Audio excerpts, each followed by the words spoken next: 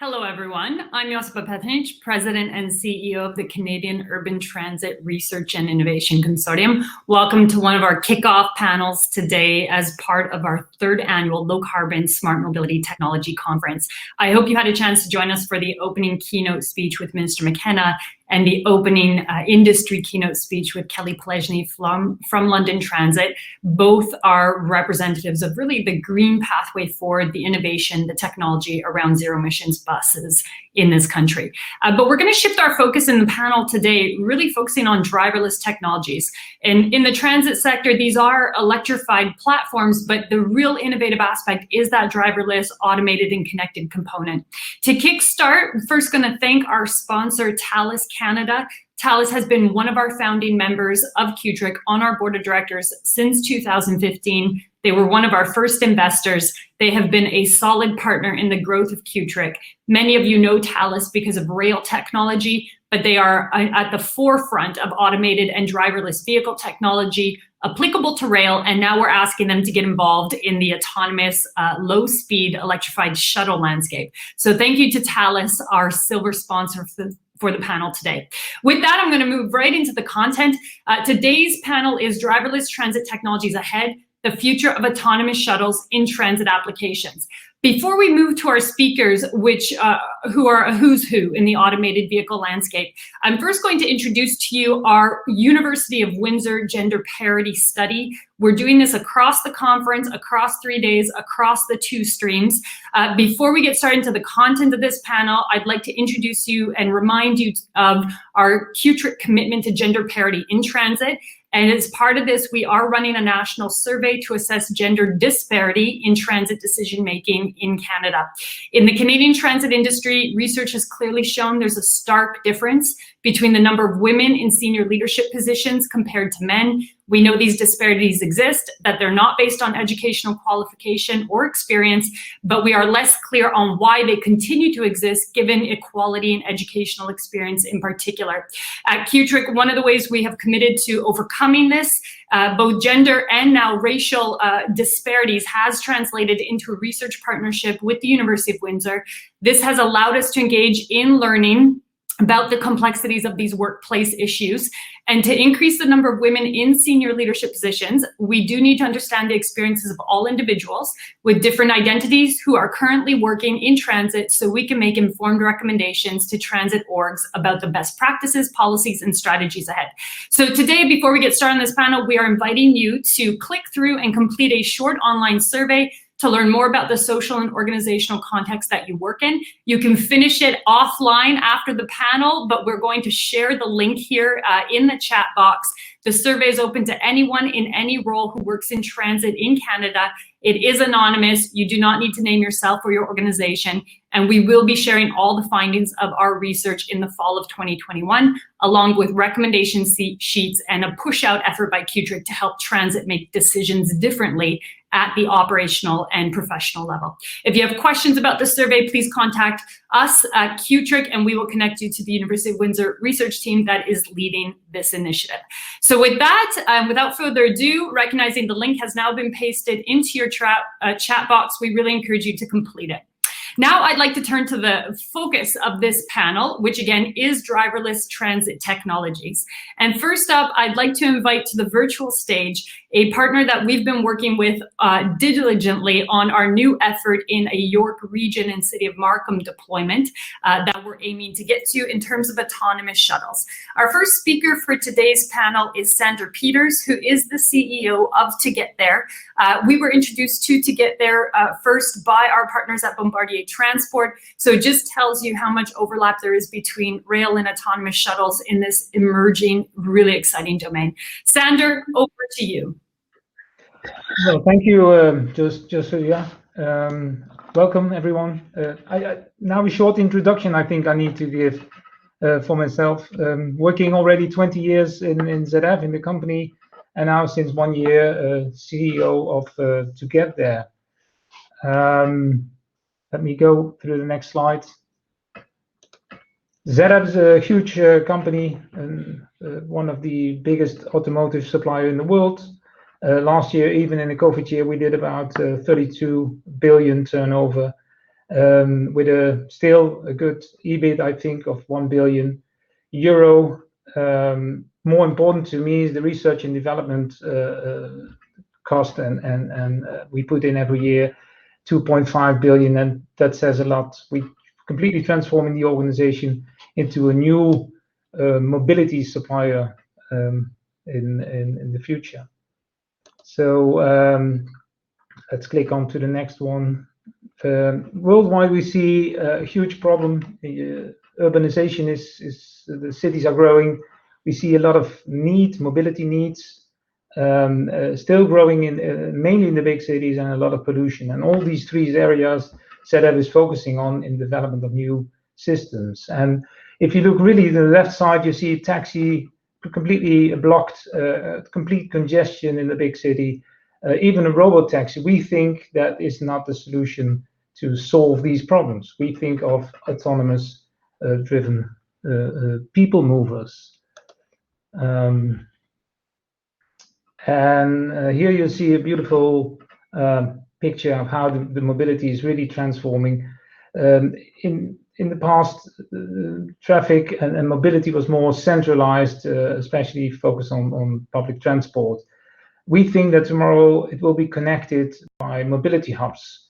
And to connect all these hubs, I think that, and we all believe that shuttles, autonomous driving shuttles, will be the solution. And there's a growing market on that, which you can see on the right side. And these numbers are not from us. They are, for example, coming from the Boston Consulting Group and KPG. ZF is the only company who can supply a total ATS system, a total, including the components like Pro IE, the platform you need for capacity calculations, the Pro Sound, the cameras, the LiDAR systems. We all invest in these components. We include also a complete AD system with virtual driver, and we develop and design the shuttle. Even on top of that, you see that we supply worldwide maintenance and services via our service organization, which contains of 9,500 people worldwide and about 700 external partners included. This total ATS system is drawn systematically here. You can see on the left side, you see the shuttle, but the shuttle is only part of a main huge total system connected with barriers, with traffic lights, with WLAN, with connectivity, chargers, pads, CCTVs with cameras to control it all. And that is all linked to a central control room. And in this control room, you can have many more applications connected, and you can control the whole system. And it it is not important where the control room is sitting. You can do a control room in Rotterdam, even, and controlling a system in New York if you want to. In real life, it looks like this. These are some pictures made in the Rotterdam review project we are doing. And you see here the CCTV, the cameras, the charger systems, the charge pads. You see the request panels, the stations, and the 6 shuttles, autonomous shuttles we delivered. Everything connected in the control room and supervisioned by one controlling person. And that is done in 15 hours a day, running about 3,000 people, moving 3,000 people from Rotterdam center to Capelle and back again. So ATS is more than just a vehicle, it's more than just a shuttle. It's a complete system with steered in TOMS, a fleet visionary system, and all connected. Let's go next, looking at the time. We're doing this together since 1997. We produce and design autonomous vehicles. We've done already more than 100 million kilometers driven, and we've moved and we transferred 14 million passengers worldwide. And we have a system availability of about 99.7%, so very high level with no operational risk. Revium, I told you about the project. We delivered already 6 of them, 3,000 people moving, transported every day, 2.4 kilometer length of connection. And we are in the startup of the Brussels airport and going to be supplied in 2022. And that will be a mixed operation situation. And the Revium is a segregated lane. This is a beautiful example of how you can reactivate railway. Before, you see in the left side, you see the old situation where the railway is lying. Many of these railway situations are not used anymore, even in Germany. Currently, they're closing about 280 railway stations, railway down, and these can be revived and reused, reactivated by transforming them into a shuttle track, which is quite easy to do that. The advantages of shuttles, of autonomous transit system and autonomous shuttles compared to metro or light rail or tram is that it's far more quicker to be introduced. It's far more flexible on the short term, on the long term, and looking at the maintenance and the total cost, it's far lower than any other solution. I'll get just my last slides. I get through it. I see you already. We are really looking for a strategic approach. We're looking for partners. We can't do everything on our own, especially local. On the local side, we're looking for contractors and infrastructural organizations who can supply that, or specialists on homologation or local legislation.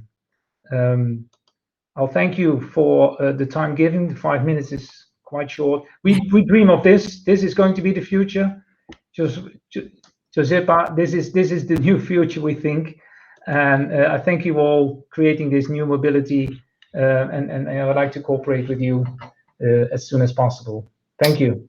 Thank you, Sander. And that future is exactly the one we envision. In fact, yesterday I went out for a walk in St. Catharines on some old rail track that is filled with a bunch of grass, and it would be perfect for an autonomous dedicated shuttle laneway. Absolutely. So we will come back to this. I know we have questions. We're going to take a plug again moment. Thank you again, Sander, and introduce our colleague from Navia. And just to remind you folks, we are working with To Get There right now on a demonstration in York Region with the City of Markham. We are going after federal funding for that, very much like the vision that Sander put out there. We are still looking for a couple more cities and transit agencies to join, but that window is closing. So do get a hold of us if you want to join in that bid. With that, I'm going to welcome our colleagues from Navia. First off, Lisa Kull, marketing manager at Navia, and her colleague on the back end, Alex Brown, who will be joining us, who's also manager of technical operations at Navia. Lisa, over to you. Thank you very much. Good morning, everyone. Like she said, my name is Lisa. I'm the North American Marketing Manager here at Navia, and I'm happy to be here today. I'm just going to go through the quick agenda. We're going to talk about a little bit about Navia, our deployments, a recent study that I found out of Singapore that is of interest to this group, and the HEART use case study in Tampa that relates most to the session, and then the questions and answers maybe at the end. Navia is a leading player in the predefined area of self-driving vehicles, and we're very well known and recognized globally. We have deployments in 20 plus countries. We have a clear path towards short-term full level 4 autonomy for all of our platforms. And we're also one of the few to serve real customers with real passengers in real conditions. Our software is the Navia Drive, proprietary software developed over 15 years. We have 140 software and hardware engineers working on that and consistently updating it. And that makes us a technical leader in this area of self-driving vehicles. Also, we have a lot of commercial partnerships around the world.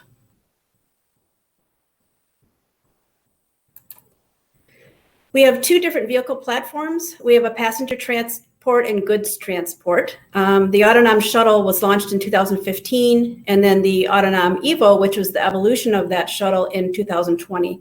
This is a 15-person shuttle moving people in both city and private sites. And then our goods transport vehicle is the tracked tow tracked vehicle developed with our partner Charlotte Autonom, and that is particularly good for airports and industrial sites. Both of the vehicles have the vehicle intelligence software that I mentioned, the Navia drive, and that allows the vehicle to locate, analyze, and interact with the environment in real time. We also do the manufacturing out of our France location, and also have the supervision and maintenance, commissioning, and everything involved, I guess, for those vehicles. Navia's been recognized, award-winning in a few different places. This particular last one was in Dubai, the World Challenge in 2019, where we were awarded for the most durable and reliable, and also the best customer service. We have deployments all over the world, but focusing a little bit on the United States and Canada, we have 30 total deployments there. The types of deployments, which is probably of interest to this panel, for the type of vehicle that we have, I guess, is cities, airports, campuses, tourist sites, hospitals, and industrial sites. And this is the first mile, last mile solution, the slow moving vehicle, as we talked about earlier. And the recent study that I found that would be very fitting for this group, and if you want more information on this afterwards, please email me and let me know. But Singapore is known as one of the top autonomous vehicle centers in the world. And they have a research group, the Singapore MIT Alliance for Research and Technology, that did a recent study about the competition between autonomous transport and public transport. And I found this to be really interesting. And it really explains that the two systems can work together pretty harmoniously with increased profits and system efficiency for both operators. And the players that the stakeholders were basically the AV operator, the PT operator, passengers, and the transport. And so as long as that the AV system and the PT systems work complementary and dynamically, both can come out better in the end. It will reduce the frequency of inefficient routes and allow the autonomous vehicles to fill in the gaps of the service coverage. So the study is really interesting. If you want more information about it, I can send it to you. And my email is at the end of the presentation. And Navia is currently providing public transportation in unserved areas in para-urban and remote areas, as well as complementing traditional bus lane during off-peak hours in cities.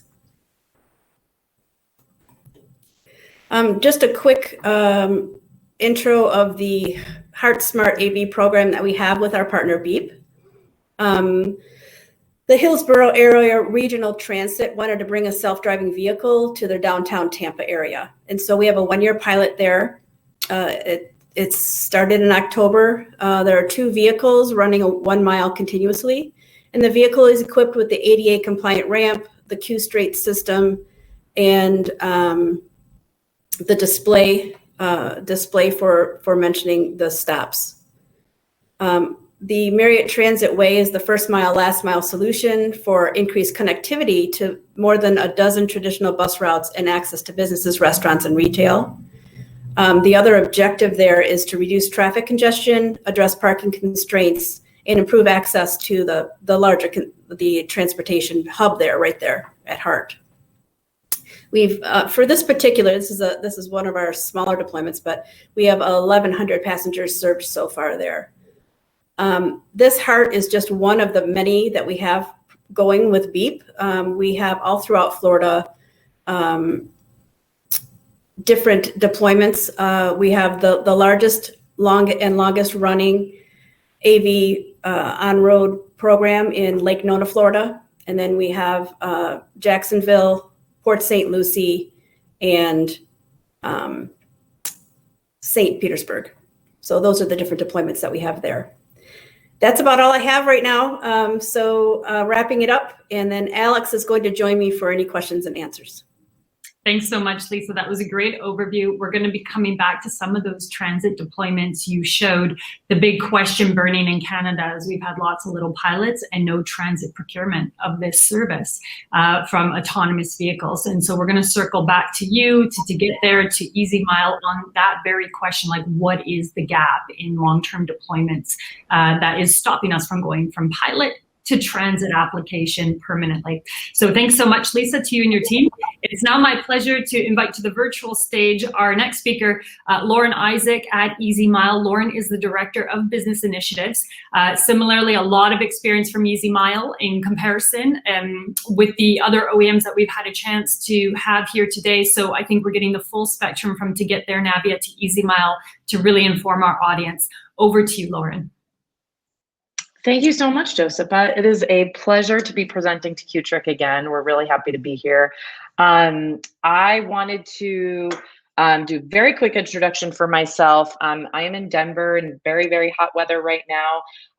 I've been in the industry my whole career, but I've actually been with Easy Mile for over 4 years, and I'm extremely passionate about reducing single occupancy vehicles, which is why this topic is actually near and dear to my heart.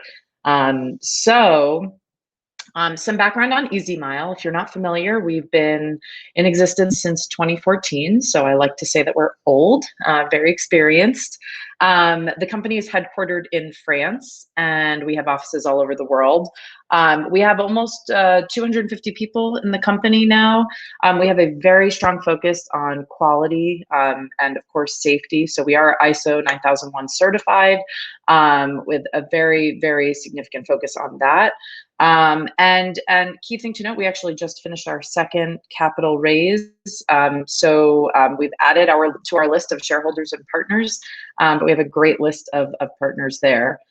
So I think everybody's already sold on the promise of what we can get from the driverless technology. And I think I highlighted these because I think they're extremely relevant in the public transit world. Obviously, safety is first and foremost, but I think the opportunity when we start to become more cost effective is that we can actually provide more transit service and reach more people. I mean, that is what it's all about. It does introduce, the driverless technology introduces a lot of flexibility. Obviously, public transit by its nature introduces equity. And finally, it is green. We are focused on automating electric vehicles. So some background on Easy Mile. We are a level 4 driverless technology company, and our core mission is to partner with different types of vehicle manufacturers to automate them with this level 4 technology. So our range of vehicles fall in the categories of material handling as well as passenger transport. So on the passenger transport side, I'm going to focus on the 2 vehicles at the top in a second. But I did just want to highlight that we have a variety of other vehicles that are at different stages of development all over the world. So in terms of our experience, we are extremely proud of the fact that we have been operating now since 2014 in over 30 countries. We have over 350 deployments in a very wide variety of use cases. You can't even tell on this graphic, but we've been in the Arctic Circle. We've been in a lot of places in Canada. And we've also been in very hot locations like Dubai and Singapore. So pretty wide ranging, but we have a really good amount of experience in North America. And very proud of the fact that we've not had any safety incidents while in operations. So here is the Easy 10. This is by far what we're most known for, since this is the vehicle that we've been operating since we started. It is a driverless electric vehicle. It can fit up to 12 people with a mix of seated and standing. The battery is really powerful, can last up to 16 hours. It is obviously slightly reduced with heat or AC going. These vehicles are accessible. And they are low speed. So I do want to mention these are miles per hour. So we can go up to 20 kilometers per hour. And we make sure that we're operating with similar speeds of vehicles around us. So this is truly the platform where our technology was first deployed and demonstrated. And we are very, very proud of the fact that The Easy Zeus is actually our next big, announcement or featured vehicle when it comes to passenger transport. We recently won a Federal Transit Administration grant in the United States to partner with Phoenix Motor Cars and automate this electric shuttle. I would imagine it looks familiar to you. It's a proven chassis. It's built on a Ford Starcraft chassis. So it is completely road ready and proven from an operations perspective, but now it's going to be automated. So we are literally in the process of doing that right now. So it will be fully driverless.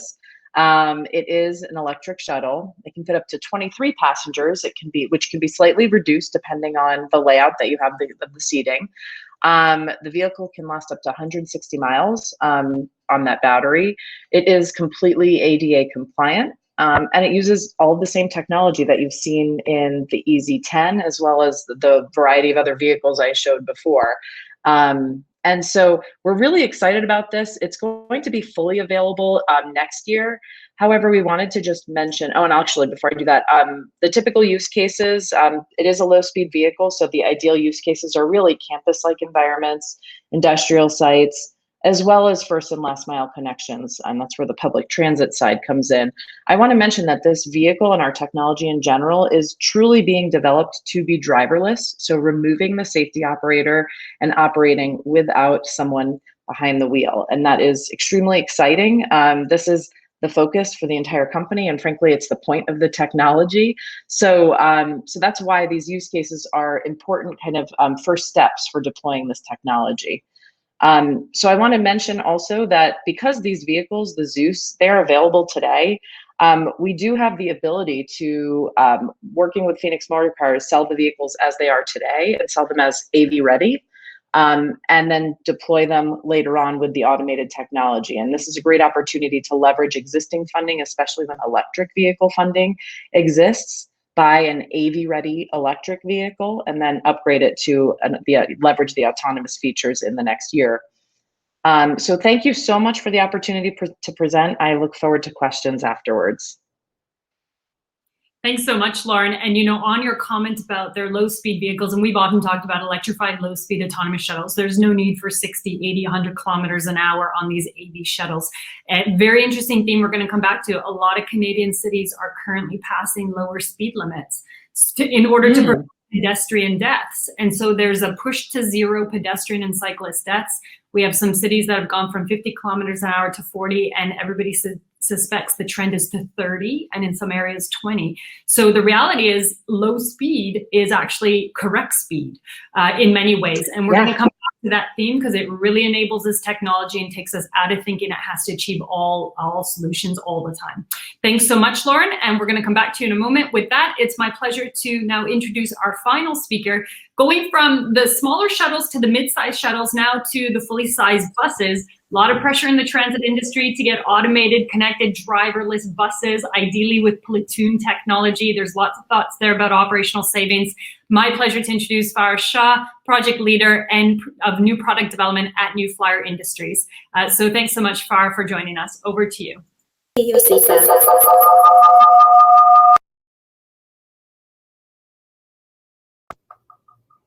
Hello and welcome. My name is Farah Shah.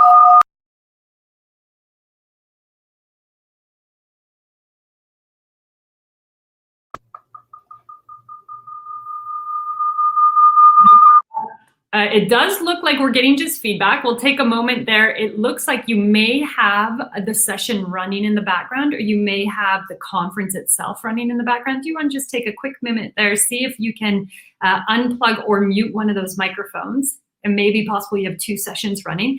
And just while we're holding there for Farah to give it a go and see if we can minimize that audio issue. It was working perfectly fine, I think, in the test version. So give her a second there. Let's see if that's better. Still echoey. I think we may end up getting a bit of that feedback. It may be your earphones, if you've got earphones in, not sure. No? You know, Clara, we're going to do a quick tech item. Can we just take you off live and then we're going to bring you back on live, see if we can reset that. We've got a little bit of give in the schedule. So folks, while we're waiting for Farah to set that up, I know a few of you had emailed us, you attended our National Smart Vehicle Technical Session. I just posted in the chat there, a number of you asked for our modeling report for autonomous shuttles deployed in 8 cities, which we did model for Transport Canada. There is the link there. It takes you to the full download report. It was funded by Transport Canada. So I know a number of you were writing to us about that from our National Smart Vehicle project. So I wanted to make sure that that is posted there. And I'm just going to take this as a moment to remind you that we did post the gender equity survey earlier on when we opened up this panel. And so the link is there as well. Now let's see if we can make Farah live again. We've got you there, Farah. Why don't you try to enable your microphone, Farah, and we'll go from there. Let's see if that works. Is this better? Fantastic, brilliant. Perfect. Thank you. Thank you, Josipa. Hello and welcome. My name is Farah Shah, and I am a project leader in new product development for New Flyer and MCI. I would like to start off by thanking the Qtrick team for inviting me. I'm pleased to be here and to speak on the future of automated shuttles in transit applications with this panel.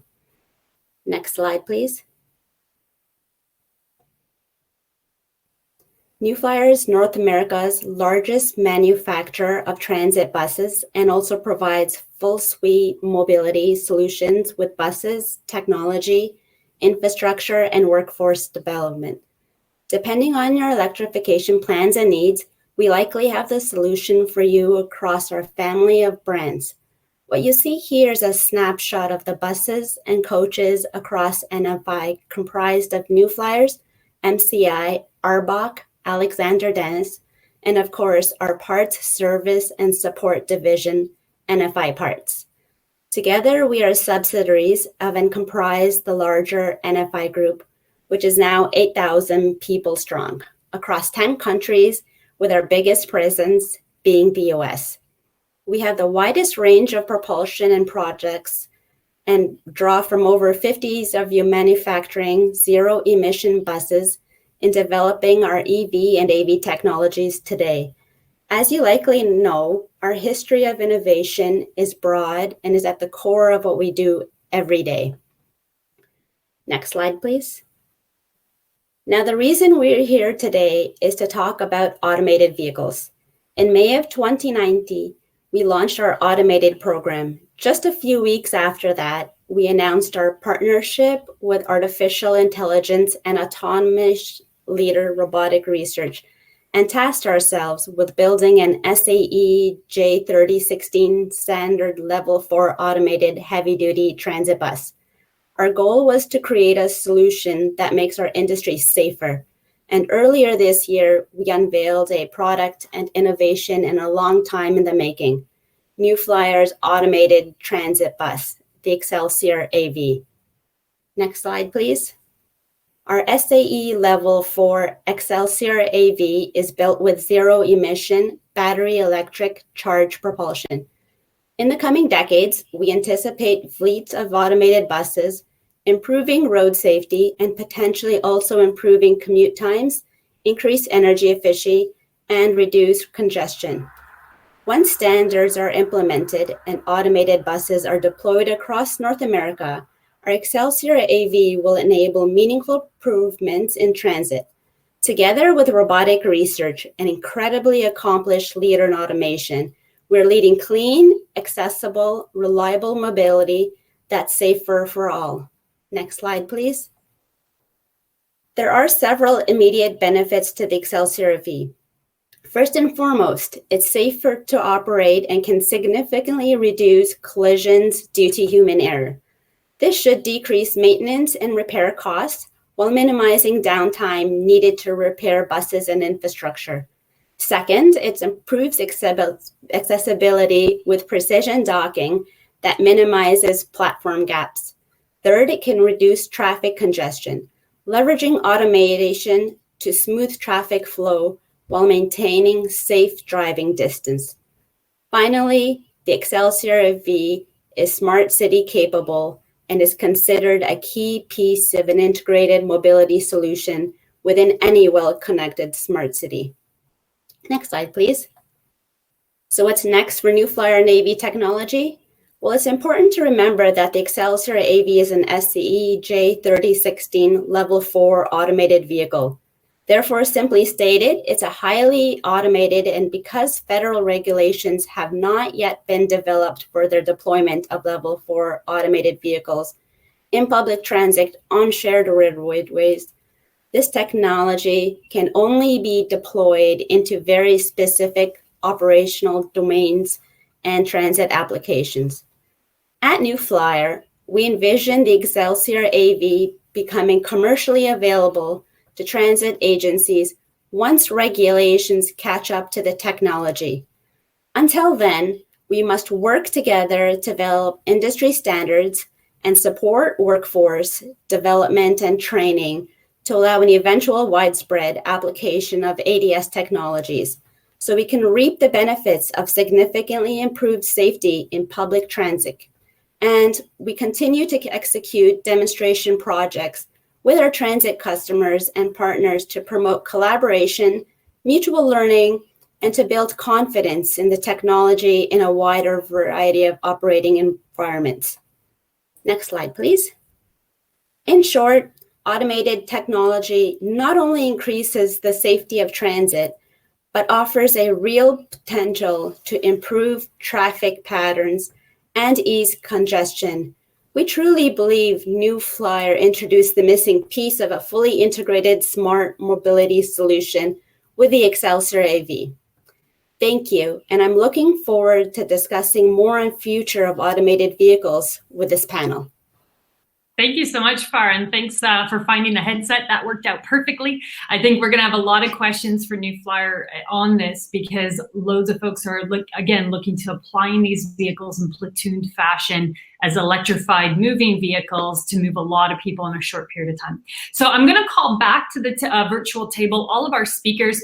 For those of you joining us a little bit late, I'm going to reintroduce them before we jump into Q&A. We have Sandra Peters, who is CEO of To Get There, which does deliver those vehicles and designs those vehicles that we're currently integrating into our York Region and City of Markham deployment project.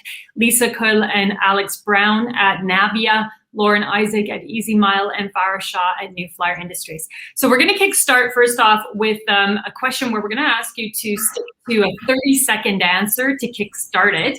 I'm going to start, Sandra, with you. The question is very simple. Why AV shuttles or AV technology in transit? Because there's been a lot of sex appeal around the topic, but what is the goal of deploying AV shuttles? What are we achieving? And if I can turn to you, Sandra, first for your 30-second answer, and we're going to do the roundtable to kick it off. In very short, it's more efficient, it's more secure, it's more safe, and it will help us developing a new mobility future, because we can offer then the full services 24 hours a day without any boring any driver, and many of these advantages. Cost reduction, not at the moment, it's very expensive still, but in the future it will be, because it will be the standards. Okay, so one answer there is, of course, it's safe, it's secure, it can be efficient transit, and theoretically in the future, operational cost savings. Okay, Excellent. Great. So then we're going to move to our colleagues at Navia. And I'm going to turn, I think, Lisa, first to you. And Alex, what's the goal here in terms of deploying AV tech in transit specifically? And you're just going to have to unmute yourself, Lisa.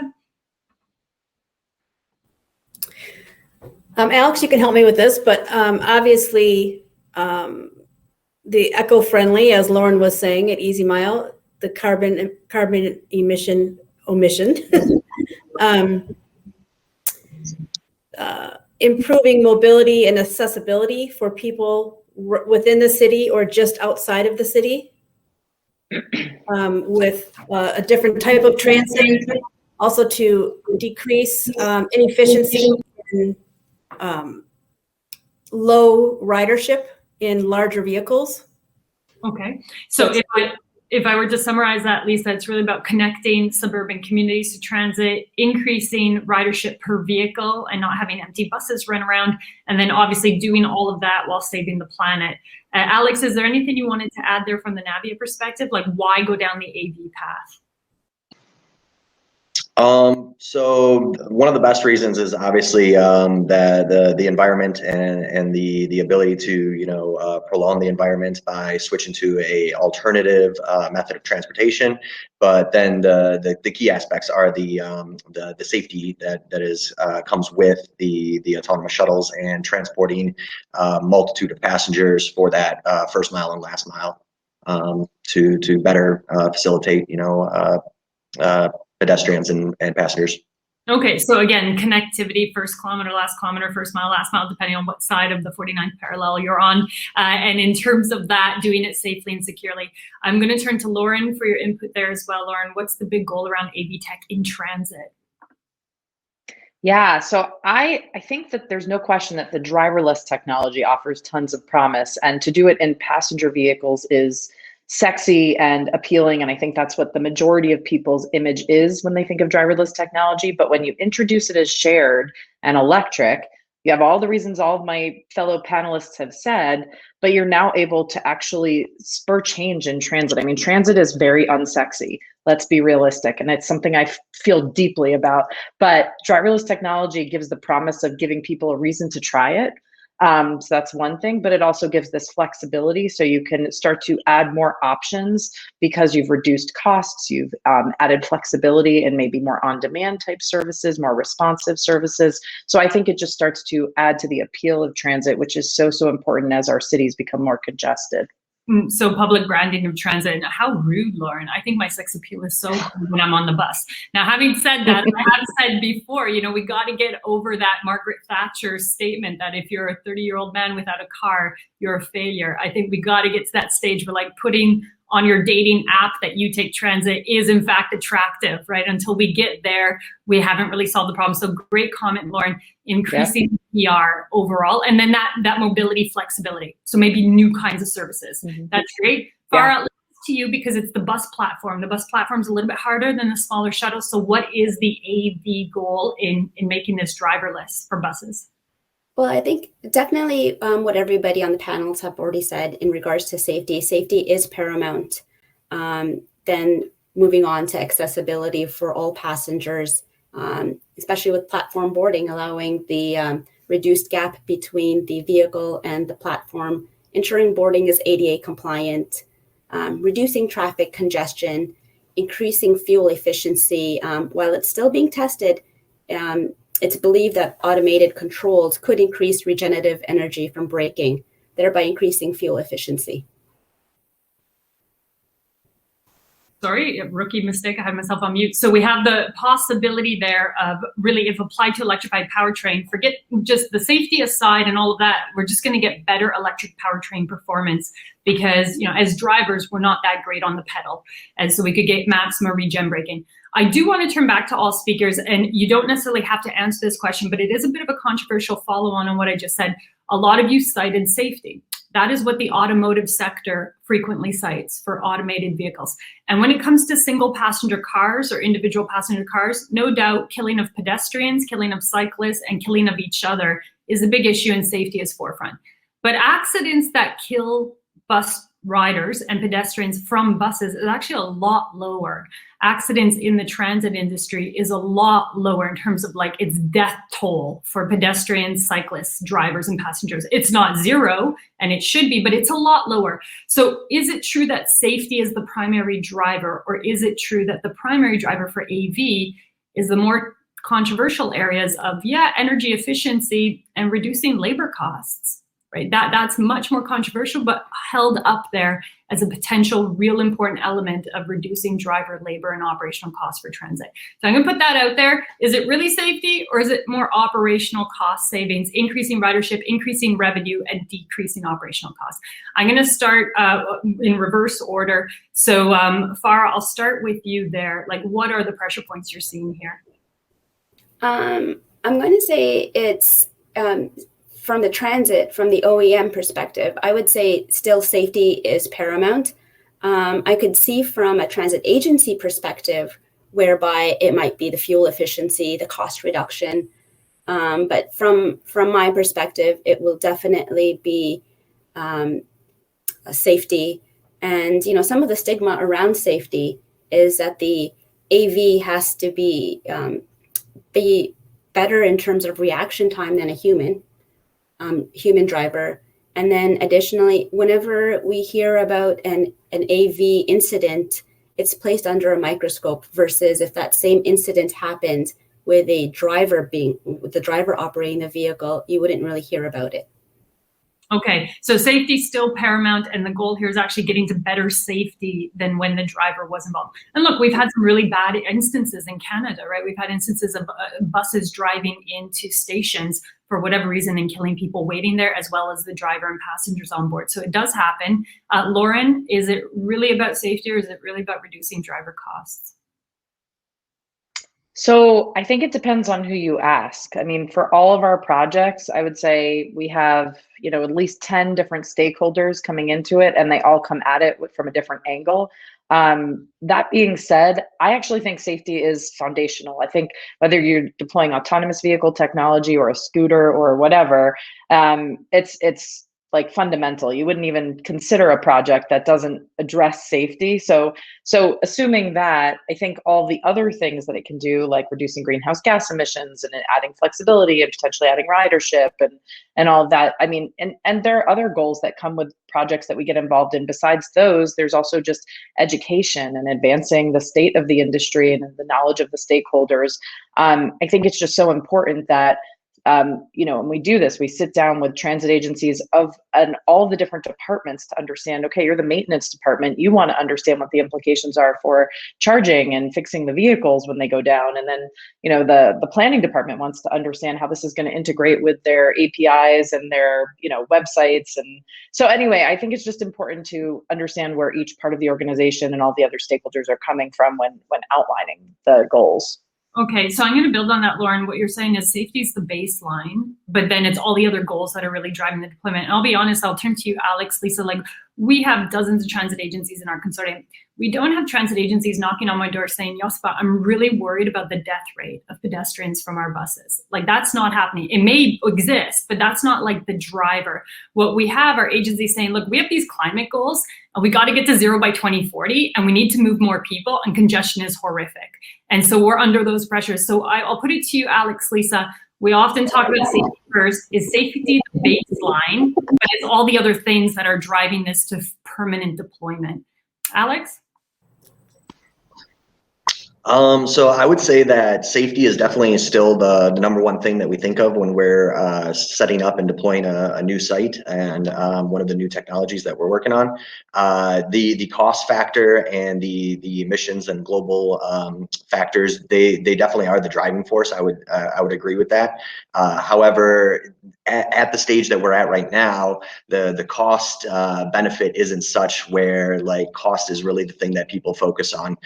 So I would have to say that really it's the greenhouse gases, the switch to electric, the switch to a more renewable source of transportation, and then of course the safety of not only the passengers but also everybody in the environment around as well.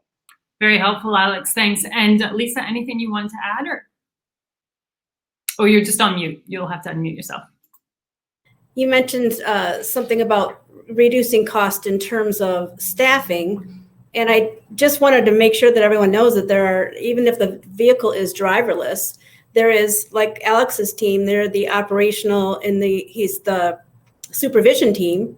Then we have the commissioning team, and you have the maintenance team. So there are a lot of positions still within the autonomous vehicle, even though the driver is not the only one, I guess, at the wheel. So Alex, do you want to comment just about, there are multiple other positions involved in this. So it's not really entirely getting rid of staff, I guess. Yeah, it's driverless, but not necessarily operationalless.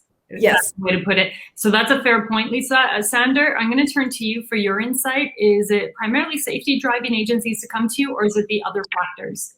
Safety is, of course, one main topic, but Lisa's right. There are a lot of other jobs created by this. We need a lot of technical guys, engineers, control room guys. We employ about more than 700 software engineers, just to give you a rough indication. And be aware, there's a shortage of drivers in Europe, in bus drivers. We can't even find them to drive every day around the global church and do this 300 times a day.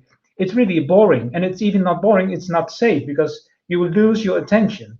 And if you do this autonomously, you can do this exactly. Our vehicles are on 2 centimeters accurate. 2 centimeters. A driver, not even Max Verstappen in his Formula One, is able to do that continuously, 24 hours, 365 days a year. That's impossible. We can do this autonomously. So safety is, yes, very important. The other thing is, if you take in a driver, our shuttle is bi-directional, so it goes forward and back in the same speed, the same direction, without even turning. You would need a double speed, a double installation, double costs, and yes, it's cost reduction. You need 4 drivers to do a 3-shift bus operation until 10 o'clock in Rotterdam. You need 3, and you need an extra one because someone could be ill or stuck in a traffic jam, or so you need 4 of them. If you take 4 of them, an average cost about 40,000, 50,000 a year. Calculate what kind of investment is needed and what cost you have driving with a driver. So yes, it's about work, but can we stop it? No, of course not. It's the new way of thinking. We can't change the world. We can't go back to horses and say let's drive with a car and horses. Mm-hmm. We have to develop new developments, and this is the new world. And to be honest, I have 3 children at home. They all have driver license. They don't even ask for a car. Well, they take the car of my wife sometimes, but they don't have a car. They don't have any urge to buy a car. They don't want to, because they say, we have this laptop, we have this connection, we have an iPhone, I can go by bus, I can go by train, and if you take the last mile in it completely, then you have a completely covered mobile system for anyone, for everyone. Mm-hmm. So that is the main task, I think, for us all, to drive the car in another corner, because it's totally congested, congesting the cities, and that is what's happening, and that is what we should focus on. And yes, it's also about cost and accuracy and efficiency. And everything. I'm going to take what you just said because it goes into the next question. So, I mean, it is a controversial point. We have manufacturers on the call here today. Transit agencies are a little bit more restricted in what they can say. But overall, what we're hearing is, look, there's not going to be immediate killing of jobs. That's not going to happen. If anything, there's going to be a bump in probably the operational support, the kind of jobs. But to your point, Sander, where we're trying to get to is spend the same amount of money, but get 2 or 3 times more transit service out of the network. Yeah. That's where we're trying to go. And I think that that's a very palatable point. Now, if I can turn over to the technology side, because we've got some minutes left, I'm going to start off with Harshad's question, because Harshad, your question is being asked live and real here. When these shuttles are deployed, or the buses, you have the option, DSRC units, this dedicated short range unit, install them on a whole bunch of traffic lights, put some magnets in the road maybe, or we all wait for the magical day of 5G and all of our vehicles are connected to 5G and they're all super low latency and super, super safe. So we don't have 5G across Canada right now in a way that we can connect vehicles to them. So we are most certainly in the DSRC zone. And although there's folks who are kind of wringing their hands saying we shouldn't, if we want these things out the road, that's what we're going to have to install. So the question for York Region, for TTC, for Brampton, for Burlington, for Calgary Transit, TransLink, Montreal, whose job is it to install the infrastructure, to own the DSRC units, to run the roadside unit part of the equation? Can you speak to your experiences from your deployment projects? Who paid for the infrastructure? Who maintains it? Whose job is it? Because your shuttles and buses don't work without it. And there, I'm going to start in order of what we heard from deployments. Sander, I'll start with you first. If you can keep the answer to about a minute and a half, so we have enough time for everybody. From your deployments, what's your experience? Who should own this stuff and operate it? I'll have to unmute myself, I think, or am I unmute? Okay, right. It is we deliver a full ATS system, so including all the installations, all the connectivity necessary. We do this. We do a turnkey project every time. So we're not just delivering the shuttle, the total system. Who's paying for that at the moment? The operator is, or the end customer is paying for that.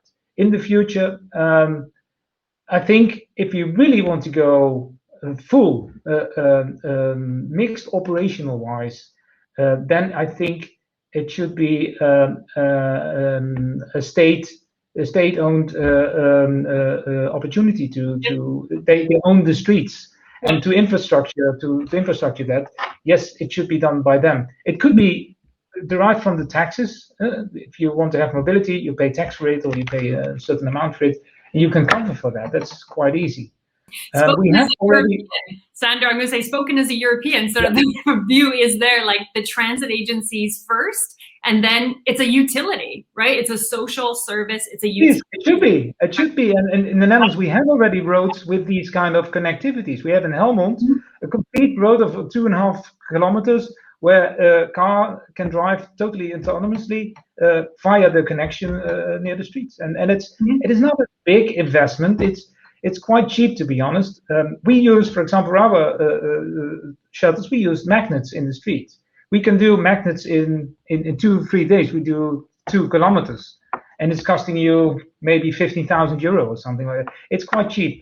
And it's really, it's about how you create it, make it accurate, and make it safe. And that will save a lot of money, which anyhow, and to be honest, every time it's mentioned, I wanted just to mention that every time it's mentioned that it's about people being hit by a vehicle. It's not about only that. If you look at the damages an average public transport company has in the Netherlands, it's about 4 damages a day with scratches, and they hit things. 4 scratches and 4 damages every day in one public transport company in the Netherlands. So it's about. So it's not only about safety, looking at collisions with people or with animals. It's also about all the cost involved. They have to take out the buses every day because they have to paint it and repaint it and do the work because of all the implications. So the outcome standards, just in the interest of time, is of course the saving of lives, the saving of infrastructure costs, and then, as you noted, a public utility, a utility infrastructure that serves mobility over the long term. Lauren, I'm going to turn to you, the perspective from the United States. A lot of your pilots are in the US, different kind of jurisdiction to work in. How much of this is going to be a public utility, and the state funding DSRC units and 5G networks? How much is the transit operator? Yeah, we find consistently that the entity that's paying for the traffic signal upgrades and the roadside units is whoever owns those traffic signals. So whether it be the city, the state, the county, it reflects the fact that these autonomous vehicle projects have a wide range of stakeholders, and this is one way that another entity often gets involved. The benefit of them being the ones doing that, however, is that they are usually already doing that either at those traffic signals or others in their jurisdiction, so they can do it consistently and in bulk. And then from our perspective, we can integrate with any of the roadside unit providers. So we are agnostic, and we just let the city or county or state do what they do best while we do what we do best. That's our approach. So starting with the experience on the road is essentially who owns that infrastructure already is the one to most likely carry the cost, at least in the initial deployments. Lisa, Alex, we have time for one of you. What is your experience? Who's got to carry the cost of this infrastructure and do it? So we've had a very similar experience where a lot of the roadside units and infrastructure that is set up, that is a permanent fixture in the infrastructure, that is done by the municipalities and the government agencies that are in charge of those areas. And so we focus on the onboard units and our communication capabilities with a variety of the roadside units. Very helpful. So the demos may end up proving the point, which is the operator of the equipment or the owner of the equipment carries it, and that may then filter out over time to a state level solution. Farah, from your perspective for transit, I mean, transit obviously owns and operates a lot of its facilities. If we're talking about buses, whose job is it to install DSRC units, magnets, and eventually the 5G connectivity? I think I agree with all of the other panelists that it would be either at this point, either state or local, or either, I guess, sorry, local or state Department of Transportations. Yeah, very helpful. So we're going to try and squeeze in 2 more questions. And folks, if you're on the line, we've scheduled it to give ourselves a little bit of give, so you're not going to run over time into another session.